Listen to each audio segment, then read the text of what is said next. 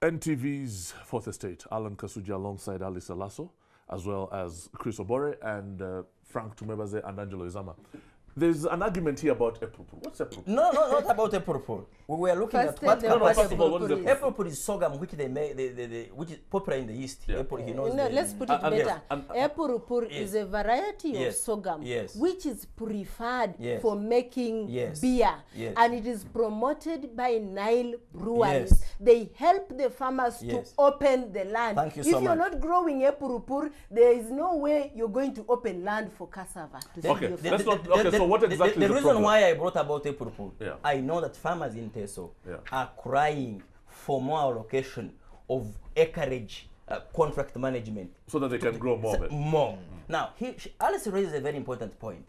They need tillage means. So why it stops me and you in Parliament, in the Agriculture Committee, to say, look here, you NADS, we spend $120 million every year on workshops, on input supply, and so on. Why don't we dictate and say, we reallocate this money to buy tractors, and when tractors are bought, lease them out under a competing method to be run by the private sector?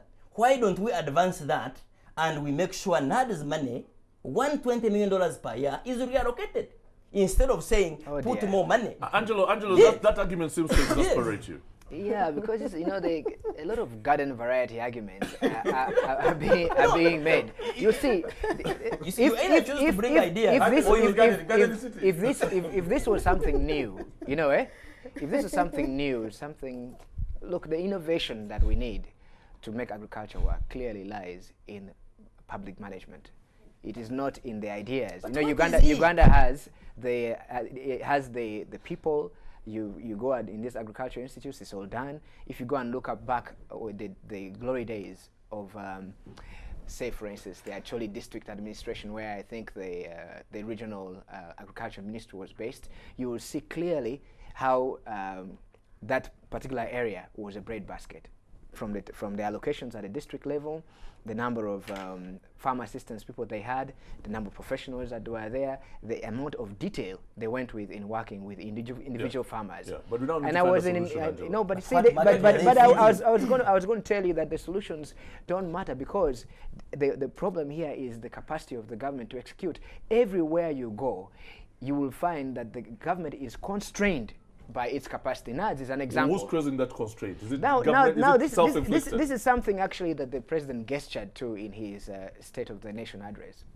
Someone once told me that, you know, the one thing that Yoweri Museveni has failed to really figure out is how to run a competent civil service, and that, I think, is a major constraint. And when I look at the spread of Ugandan institutions, perhaps the one institution that you could say operates as an effective civil service is the army. But if you go elsewhere, you find the same kind of constraints. And I think Chris hit the nail on the head. It's a governance issue. It is not. But when President Museveni has sent generals to the police, you've said he's militarizing the army as well. So don't you think President Museveni is constrained? No, but I'm saying that the priority areas for him, like the military, you see are working.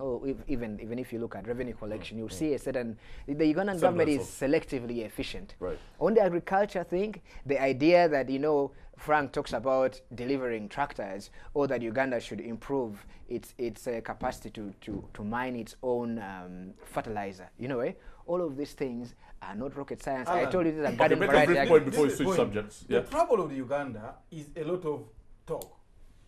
They are talking about the modernization of agriculture. You and me know to modernize something is a knowledge-intensive activity. Uganda is trying to modernize agriculture by going to the peasants who lack knowledge. If modernization is knowledge-intensive, don't you require people with knowledge to go into agriculture? You do. What happens today, there is now mistrust. The people with the knowledge have gone into hoarding land, because they have stolen from the state. Is this another veiled attempt at attacking Frank? No, it is not Frank who's only a farmer. There are many farmers here. Right. Leave it away from him. Yeah. People steal money. There is no other way to clean it. You go and buy large chunks of land, hoard it there.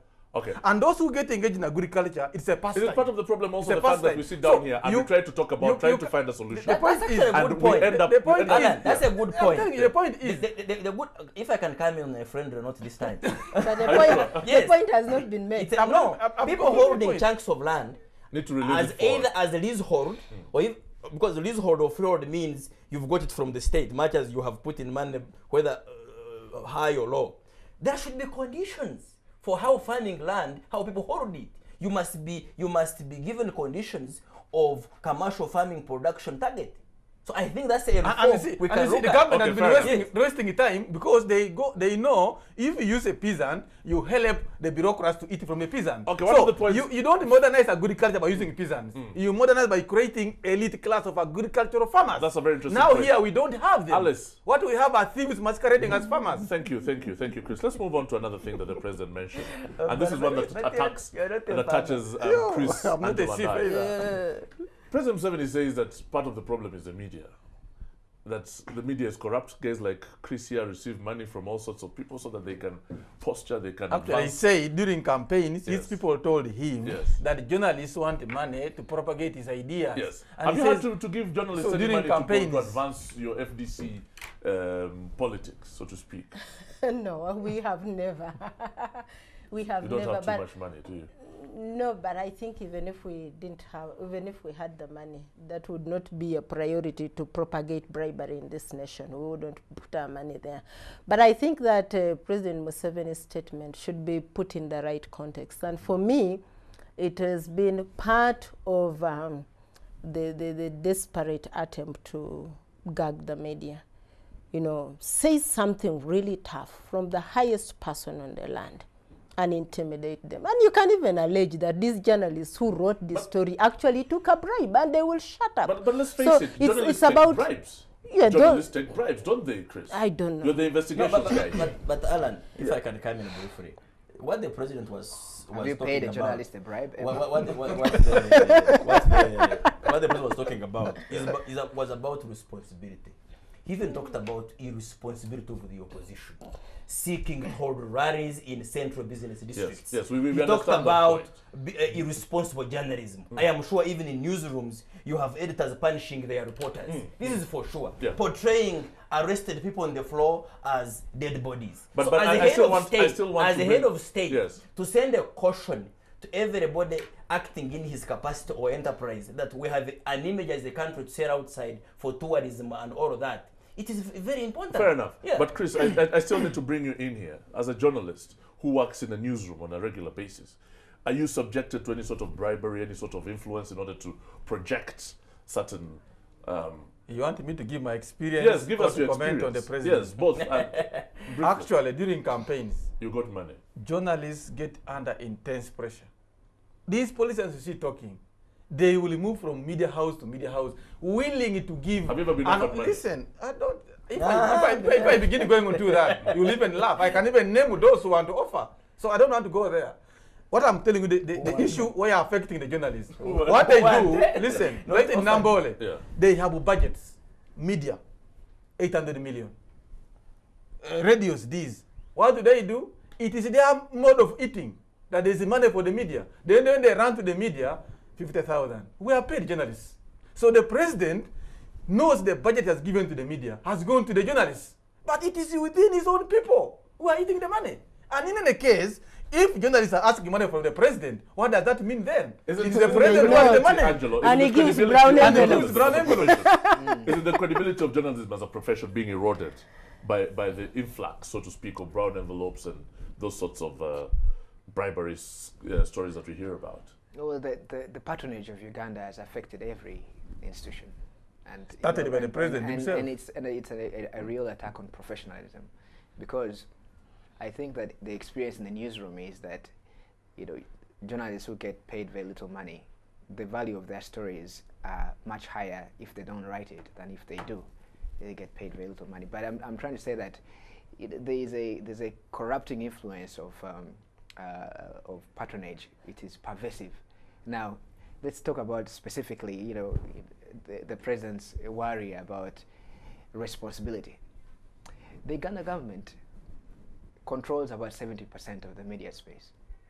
You go just Owned go by there, you politicians, you radio go- stations. most FM stations, a bulk of them up country, are owned by politicians who are friendly or business people who are friendly to the government. The New Vision is a private company. It's publicly traded, but it's government controlled. The head of the New Vision, as you know, is an advisor to the to the president and the NRM, and he speaks constantly on their behalf. He's a cadre. New Vision Group is the largest media institution, if you'd like, In Uganda. In Uganda. So, you know, this, I find it odd, actually, that the president finds himself in a situation where he feels he's not getting his message out, given how much control his party has.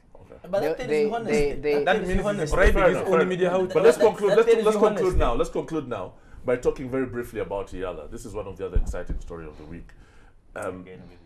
Frank lost. Because Frank should talk about Yala. I am tired of Yala.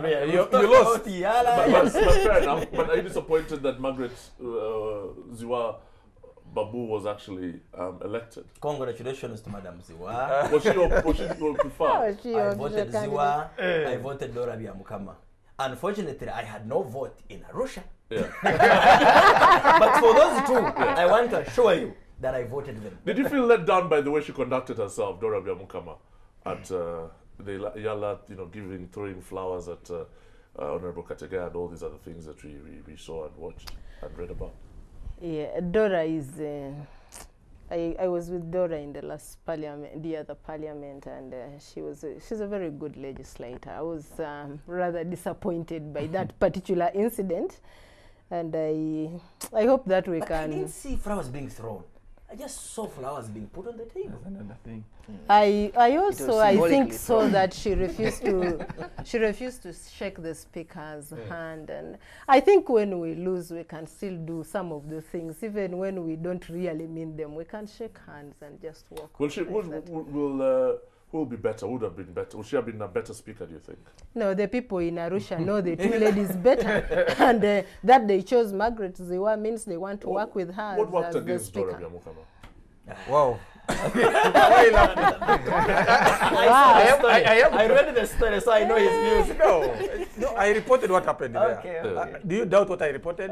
So there are two issues I want to make here. One of them is light, the other is very serious. But of course, if Alice Alato did that, we, the Council of Elders in Test, would have called her and whipped her because that was bad behavior. We don't tolerate that. But the issue is the victory of Ziwa, in a nutshell, comes from my today's Sunday message in the church that God resists the proud and he rewards the humble. Yes. Simple as that. If you're proud, will resist you. The humble will be rewarded.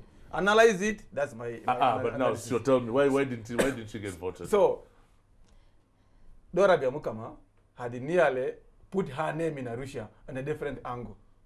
I'm scared of where. Yeah. So what I'm saying now, listen, I'm not going there.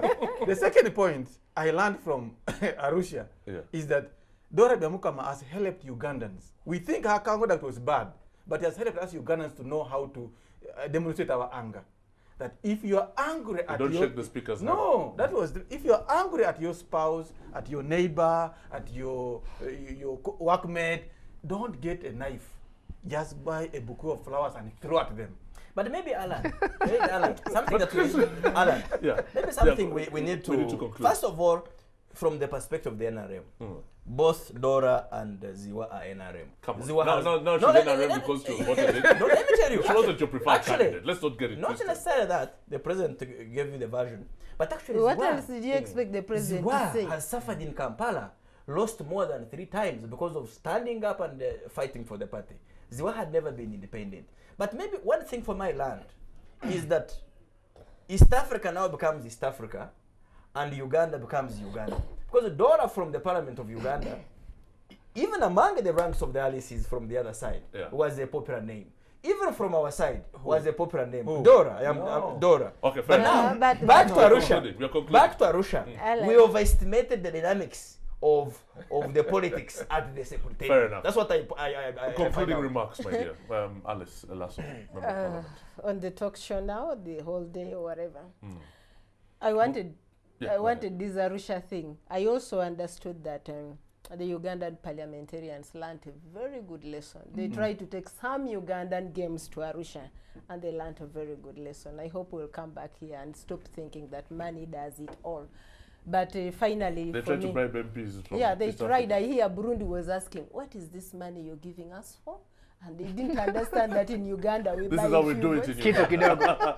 And finally, Angelo, your thoughts of the weekend as we look forward to the next one. Because of George, the late George Saitoti, and because it was Heroes Day, you know, there has to be a higher premium put on the sorts of things you do that outlast the individual and his name. And I think that, you know, Uganda's problem is that the people who are successful sadly tend to be politicians. They are the ones who have the money, and so their underachievements, you know, are praised at every turn. You don't hear, you know, Ugandan innovators from other parts of life, including scientists, being celebrated. Yeah. And I hope that this next year's Heroes Day tends to focus on those Ugandans who are non-politicians. I tend to agree with that. Thank you very much, Angelo Izama, for concluding it. Yeah, my conclusion. Yeah, hurry up. Then my sister didn't want to say it. Yes. The lesson Uganda should learn. Yes. That don't export your malo at a regional level. Okay. The MPs were behaving like villagers. No, but in the test they say, "I chalo ikit." Every country. What does that mean? Every country. If you they bring were that actually argument, told don't take your village. if you bring that argument, every country has got its own. This is malo with the members. They don't take to Arusha.